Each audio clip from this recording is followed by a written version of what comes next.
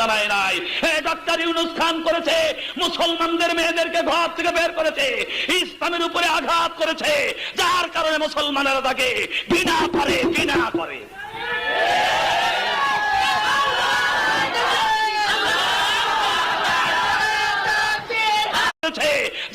ফুলের মালা বিজাতির মাথায় এক হয়া যখন জাতিসংঘ করা হয়েছে, তখন মুসলমান নিষ্পেষিত নির্যাতিত হচ্ছে।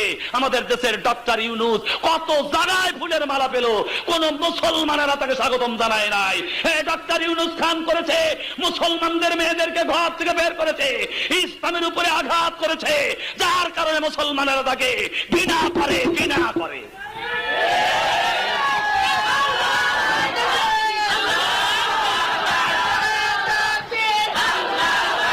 সার্থকতা পাওয়া গেল না। জোরে বলুন কথা ঠিক কিনা? অতএব যেটা অন্যায় হচ্ছে, আমার মেয়ে রাস্তায় চলতে পারে না, একজন শীষ দেয়, আমার স্ত্রীর গ্যারান্টি নাই, ধনীরা চলতে পারবে না, গরিবের স্বাধীনতা নাই। এই অকল্যাণকারী এই স্বাধীন বাংলায় পতাকা উড়ায় আমরা কেমনে বলবো সোনার বাংলা আমি তোমায় ভালোবাসি?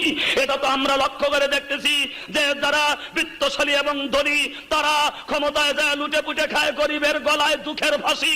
সেই জন্য কি আমরা বলবো সোনার বাংলা আমি তোমায় ভালোবাসি? এই জন্য ভালোবাসবো আমাদের এই দেশ মায়ের দেশ, বাপের দেশ নষ্টনী করার অধিকার কোন বহিরাগত শক্তির নাই। এদেশের স্বাধীনতা সার্বভৌমত্ব রক্ষা করতে এদেশের তাজিদ তামাদ্দুন শিষ্টাচার আচার আচরণ এদেশের জন্যই চলবে। বিদেশি কোন সভ্যতা বাংলাদেশে চলতে দেওয়া যাবে না। বলে বলুন কথা ঠিক কিনা?